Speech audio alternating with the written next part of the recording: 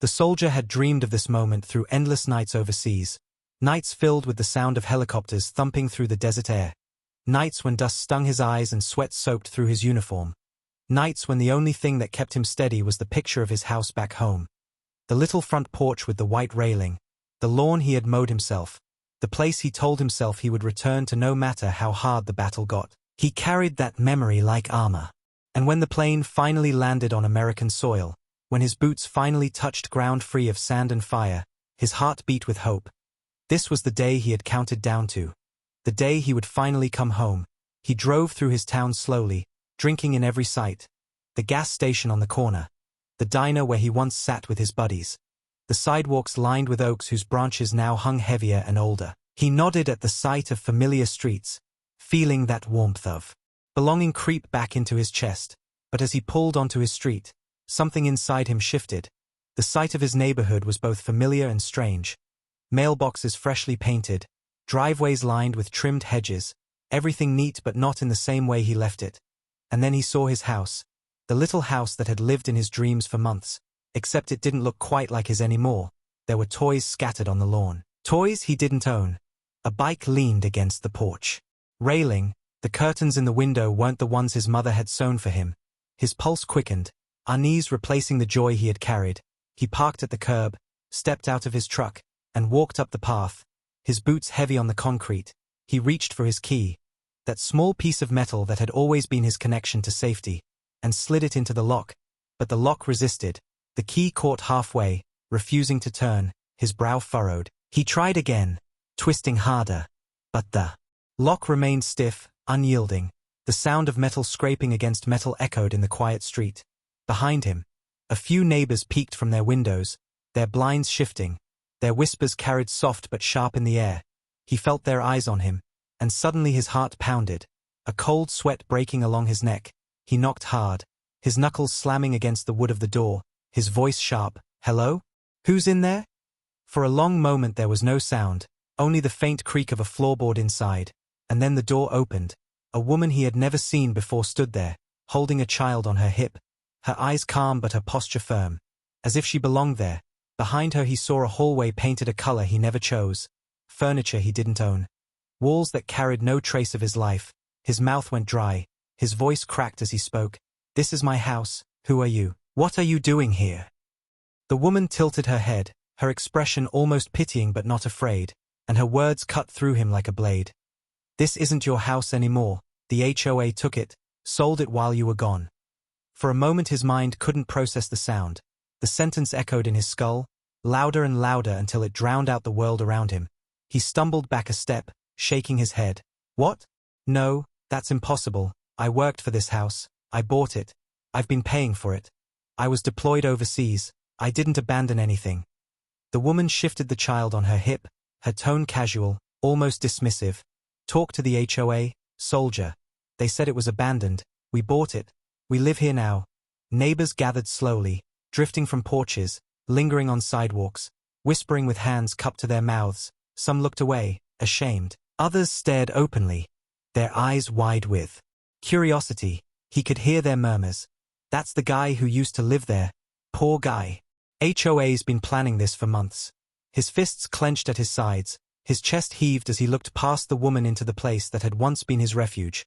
Every memory of home rising in his mind like ghosts.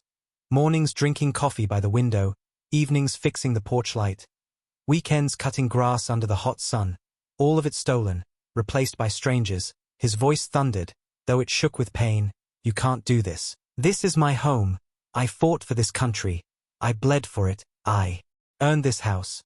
But the woman's eyes stayed cold, her reply quick and final. "Not anymore. Rules are rules. The HOA decided. It's ours now." He stepped back onto the porch, the weight of her words crushing down on him. His eyes burning not just with anger but with betrayal. The flag he had carried across seas. The duty he had fulfilled. It meant nothing here, not to the HOA, not to this woman. Not even to the neighbors who now whispered about him as though he was a stranger. His jaw tightened, his heart hammering. He looked at the lock that no longer fit his key, at the door that no longer opened for him, and he realized the truth. His war wasn't over. It had just changed battlefields. And though he stood alone on that porch, stripped of his home and his peace, He knew one thing with absolute certainty. This fight was not finished, not by a long shot, because they thought they had taken everything from him, but they had no idea what he was capable of bringing back with him. No idea that a soldier never fought alone, that he walked away from the porch with his fists clenched so tight his nails dug into his palms. The neighbor's whispers still cutting into his ears like knives. Every step felt heavier as the humiliation pressed down on his shoulders. He had survived months of gunfire, sandstorms, sleepless nights under enemy skies, but nothing prepared him for this, for coming home to find strangers in his bed, toys on his lawn, laughter in his halls, and the words the HOA took it ringing in his head, his jaw locked as he marched down the street, his eyes fixed on the small brick building that sat smugly at the corner like a spider waiting in its web. The HOA office. The place that had always been a nuisance with petty rules and endless fines. But now it was something else. Now it was the enemy's fortress. He shoved open the glass door with a force that made it rattle on its hinges. The smell of stale coffee and ink hit him. Behind the counter sat the woman he expected, the one everyone called Karen, the president. Her hair stiff with hairspray, glasses perched low on her nose, her lips curling into a smile that wasn't warm. It was sharp and mocking, as though she had been waiting for this very moment. She didn't flinch when he stormed in, didn't even look surprised. She simply leaned back in her chair, tapping a manicured nail against a folder on the desk. Well, look who finally decided to come home, she said in a sing-song voice that dripped with arrogance. His chest rose and fell, his voice low but burning. What did you do to my house? Karen raised her brows slowly, like she was amused, then flipped the folder open and shuffled through papers, her tone light, almost playful. Your house? Oh no, soldier boy, that house isn't yours anymore. It was abandoned, overgrown grass, unpaid fines, violations piling up. We had to take action. So we filed the proper paperwork, followed the rules, and sold it. Perfectly legal, perfectly clean. Her smirk widened. Someone else lives there now. They paid for it. They belong. You don't. His fists shook, his voice cracked with fury. Abandoned? I was deployed overseas, serving my country, protecting people like you. I didn't abandon anything. But Karen only laughed, the sound sharp, cold. That sounds like your problem, not mine. We don't bend rules for anyone. Not even heroes who think the world owes them something. His teeth ground together, his voice rising. The world doesn't owe me anything. But I fought for this land. I paid for that house with sweat and blood, and you stole it. Karen leaned forward, her eyes glinting with cruel delight. Stole? No, we enforced order, something you clearly don't understand. This is not a battlefield. This is a neighborhood, and here, I'm in charge. She tapped the papers again, waving them like a shield. These are the notices, the fines, the foreclosure, every step by the book. You didn't respond, you didn't pay. So we acted, you left, we moved forward. That's how it works. His chest heaved, his voice like thunder now. I couldn't respond. I was halfway around the world. I didn't even see these notices. You knew where I was. You knew I was deployed. You planned this. Her smirk widened, her tone dripping with poison. And if we did? What are you going to do about it? File a complaint? Hire a lawyer? Good luck, soldier, because on paper, you don't own that house anymore. On paper, you're nobody. The words stabbed deeper than any enemy bullet. But he didn't show her the wound. He straightened, his jaw set, his eyes locked on hers, his voice low and dangerous. You think your papers and your little rules make you untouchable. But you don't know me. You don't know who I am or who stands with me. You think I'm alone. But I'm not, I never am. For the first time, Karen's smirk flickered, a shadow of unease passing over her face before she covered it with a laugh. This isn't war, soldier. This is real life, and in real life, we win. She leaned back, smug again, her laugh following him as he turned and walked out. But even as her voice echoed in the small office, the seed of fear had been planted, because deep down, behind all her arrogance, she knew that some battles weren't fought with fines and forms, some battles were fought with loyalty, with brotherhood, and she had just picked a fight with a soldier who never came home alone. That he walked out of the HOA office with his jaw clenched so hard it felt like his teeth might crack. Karen's mocking laugh still bouncing inside his skull, her words cutting deeper than glass, and yet he knew charging in with fists wouldn't solve this. He'd fought enough battles to know blind rage gets a man killed. No, if he was going to win, he had to fight smart. So he did what everyone said was the right way. He went to the lawyers. He made appointment after appointment, carried his deployment papers, his mortgage documents, his proof of service. He laid it all out on their polished desks, hoping someone would see the injustice. But each time the answer was the same, cold and lifeless, like reading off a script. "I'm sorry, sir. But the HOA filed fines, foreclosure, and auction documents, and since you didn't respond, everything is valid on paper. Fighting this will take years and cost more than the house is worth."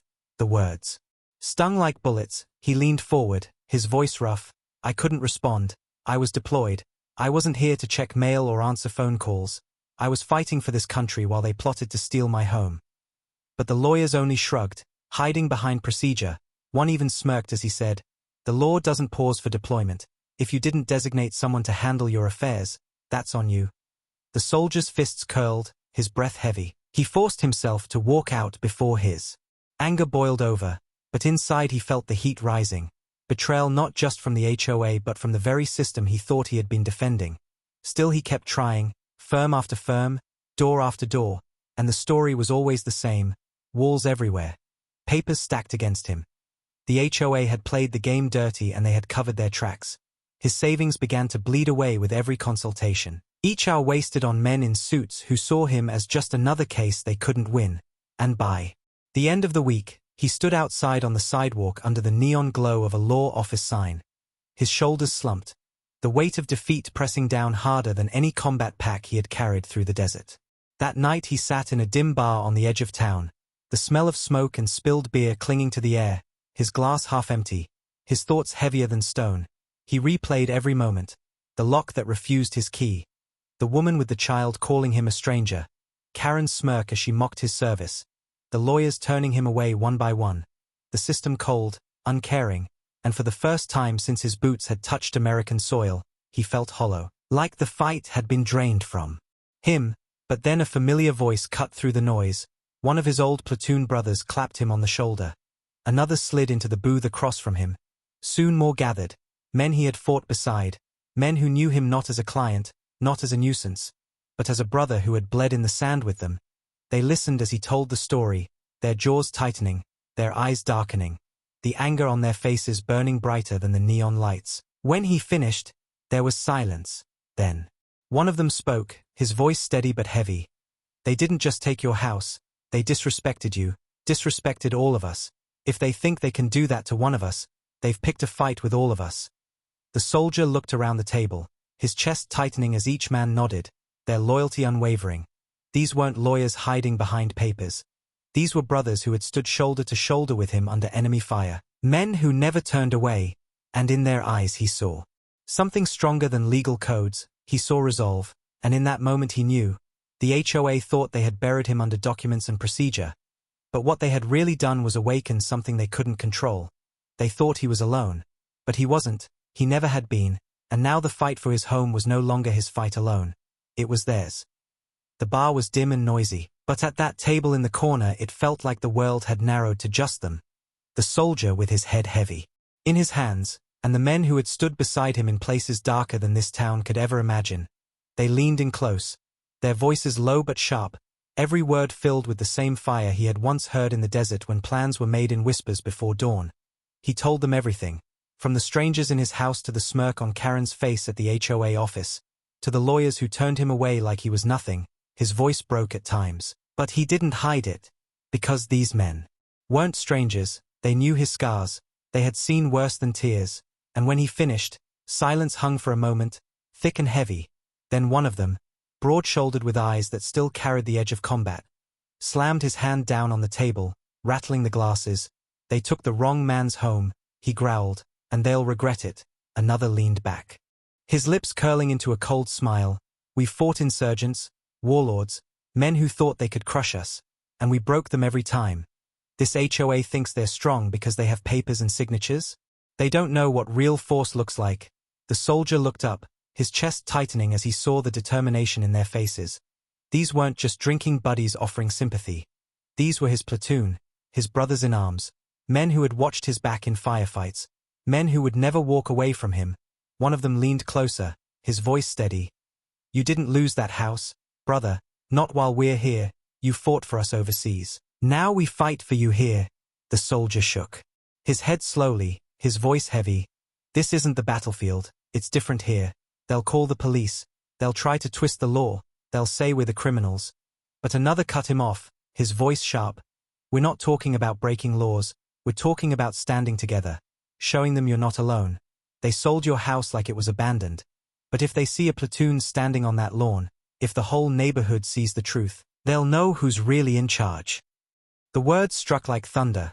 The soldier sat back, his chest swelling with something he thought he'd lost. Hope. He remembered nights overseas when the odds seemed impossible. When the only thing that kept him alive was knowing the man to his left and the man to his right would never let him fall. That same fire burned now. Only this battlefield was a quiet American neighborhood, and the enemy wore suits instead of uniforms, but it didn't matter. The fight was the same. Loyalty against corruption, brotherhood against arrogance. One of them raised his glass, his voice firm, to taking back what's his. The others lifted theirs, the sound of glasses clinking echoing like a vow. The soldier stared into his drink, the bitterness of defeat fading, replaced with resolve. He wasn't walking into this fight alone. And as the night stretched on, they laid out their plan in whispers, simple but powerful. They wouldn't sneak, they wouldn't hide. They would show up, one truck at a time. Uniforms pressed, boots polished, not with weapons but with presence. The kind of presence that made men pause. The kind that told the world they were serious. The soldier's heart pounded as he realized the truth. The HOA thought he was just one man, easy to crush with paperwork and smirks. But they had forgotten what one man carried when he had a platoon at his back, and soon, very soon, Karen and her board would learn the difference between rules on paper and strength in flesh and blood. The morning air was sharp when he marched back toward the HOA office, his boots striking the pavement in a rhythm that carried more than anger now. It carried purpose. He had not come alone this time. Though his platoon brothers stayed back for now, waiting, watching, ready. Their presence was already heavy in his chest. A reminder that he was no longer fighting alone. He pushed open the door with a controlled force. Stepping into the stale coffee smell and paper-cluttered room, Karen sat in the same chair, her hair lacquered stiff, her glasses perched low, her lips curling into that smug smirk the second she saw him, as if she had been waiting, as if she had already won. Back again, soldier? She asked with a mocking lilt. I thought you'd have learned by now that stomping around here won't change a thing.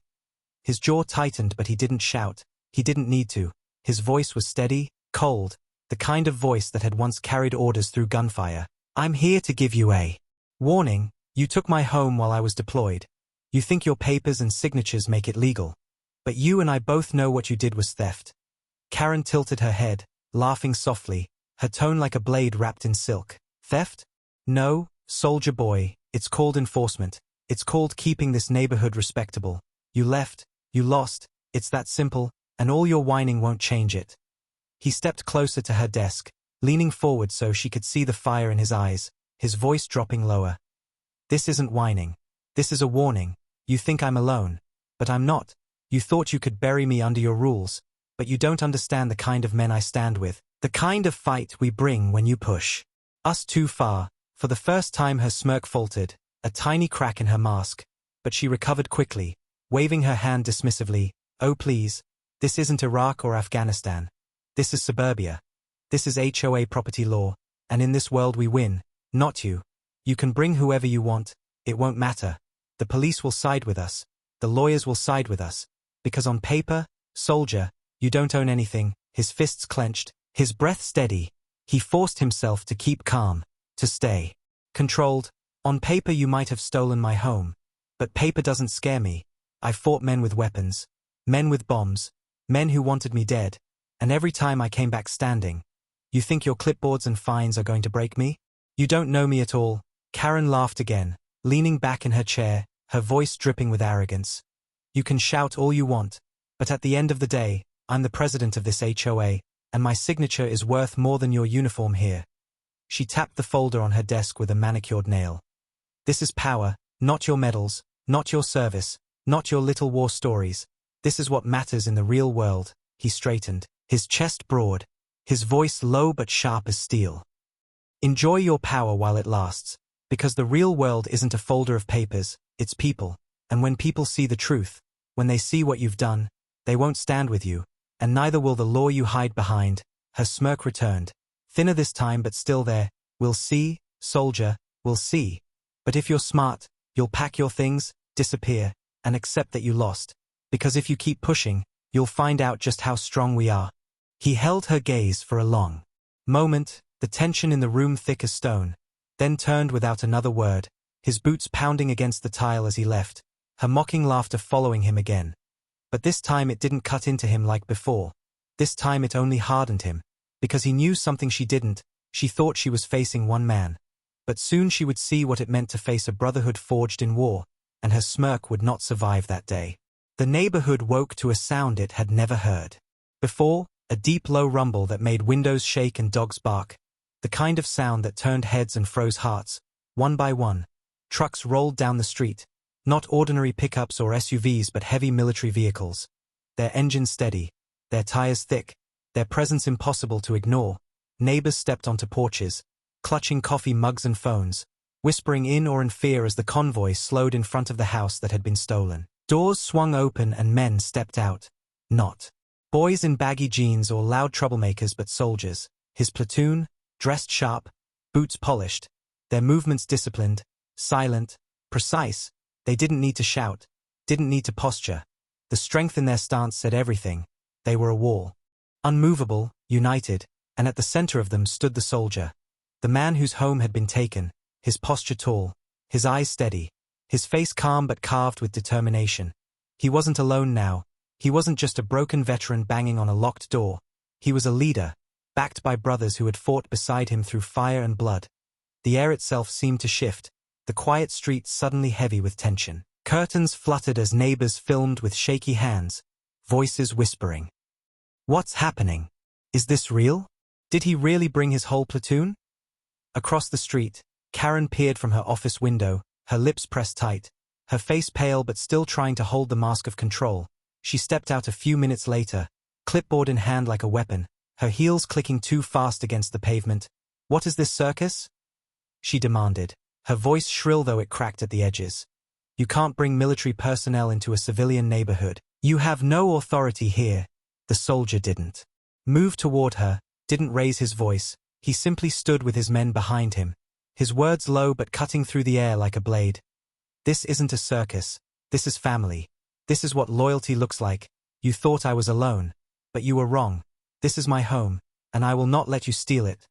Karen's eyes flicked nervously toward the soldiers, their faces unreadable, their bodies still as stone. The neighbors pressed closer, murmuring louder. Phones raised higher, and then the police. Cruisers rolled up, their sirens off but lights flashing red and blue against the tidy lawns. Officers stepped out, hands resting on their belts, uncertain, caught between the HOA president waving her papers and the line of disciplined men standing in silence. Karen rushed to them, her voice climbing. Arrest him, arrest them all. They're trespassing, they're intimidating, they're a danger to this community. But the officers hesitated, one of them looking toward the soldier and the men beside him, their military IDs ready in gloved hands, their presence calm, not hostile. The officer's jaw tightened, his tone flat. This looks bigger than HOA violations. The crowd gasped at the words. Karen sputtered, waving her clipboard wildly. Bigger? This is my neighborhood, my authority, and they are breaking the rules. You need to remove them now. But the officer didn't move. The soldiers didn't move. The soldier himself only took one slow step forward, his voice steady, cold, and undeniable. We're not here to fight. We're here to show the truth. This home was stolen while I was overseas, and now everyone sees it. The lies, the fraud, the arrogance. And we're not leaving until it's rightfully mine again. The street grew silent, every neighbor hanging on his words, every camera capturing the moment. Karen's smirk was gone now, her face tight with panic, because for the first time since she signed those papers, she realized she had lost control, and nothing in her folder of rules could stop what was coming next. The street had turned into a stage, neighbors crowding their porches, cameras held high, children pulled back by nervous parents. The flashing red and blue lights of the police cruisers casting shadows across lawns. That had never seen this kind of tension before. The platoon stood like a wall of stone, not raising their voices, not moving unless they had to. Their calm discipline louder than any shouting match. At the center stood the soldier, his shoulders squared, his gaze locked on the house that was stolen from him. Karen clutched her clipboard like it was a sword, her knuckles white, her voice shrill as she turned toward the officers. Why are you just standing there? Do your job. These men are trespassing. They are intimidating this community. They are threatening me. Her words cracked as she shouted, sweat glistening along her forehead. But the officers didn't rush in. One of them, a seasoned sergeant with a calm stare, looked from the platoon to the neighbors holding their phones, then to Karen's trembling hands, his voice even. Before we take any action, we need to understand the situation. This man says this was his house, that the HOA sold it while he was deployed. Karen spun, her eyes wild. That's not your concern. The HOA had every right. Fines weren't paid. The house was abandoned. We followed procedure. But her voice wavered, and the murmurs in the crowd grew louder. One neighbor shouted, "He was serving overseas. Everyone here knows it." Another whispered, "She forged the notices. I saw her brag about it at the last meeting." The soldiers stood steady, their presence amplifying the tension, every whisper feeding the weight pressing down. On Karen, the soldier finally stepped forward, his boots slow and deliberate, his voice low but sharp enough to slice through the noise. "You told me I was nothing on paper, that my service meant nothing, that I was alone. But look around, Karen, look at the truth. I wasn't gone. I was serving this country, and while I was gone, you stole from me, you lied, and you think rules protect you. But rules won't protect you from the truth." Gasps spread across the crowd. The cameras zoomed closer, the officers shifting as they exchanged uncertain glances. Karen's smirk cracked, her voice shrill. "Lies. All of it lies. You people don't understand. He abandoned it. It was legal, it was clean." But her desperation only made her look smaller. The sergeant raised his hand, his tone firmer now. "If there's fraud involved, if notices were forged, then this isn't clean, this is a crime." The neighbors erupted in whispers, some with relief, others with shock. The soldier stood still, his platoon behind him like a wall of loyalty. Karen shook her head violently, pointing at him with trembling fingers. "His making this up, his twisting it. I'm the president of this HOA, I'm in charge here." Her voice cracked on the last word. The neighbors laughed bitterly, one woman muttering, "Not anymore." The soldier took another step closer, his voice calm, steady, almost quiet, but every ear caught it. "You thought you could strip me of everything. But you forgot one thing, Karen. A soldier never stands alone, and the truth always finds its way out. Today, in front of this whole neighborhood, the truth has found you." The silence that followed was heavy, suffocating, and for the first time, Karen's eyes darted, searching the crowd for allies, for board members to step up. But no one moved, no one defended her. Her power crumbled not with a bang, but with the weight of silence. The cameras kept rolling. The officers stepped forward slowly, their hands hovering near their belts, and the showdown that had been boiling reached its peak. The entire street waiting for the final blow. The silence broke with the click of a pen as one of the officers began taking notes, his eyes locked on Karen, her face pale beneath the streetlights, the clipboard in her hands shaking as she tried to keep her mask of control.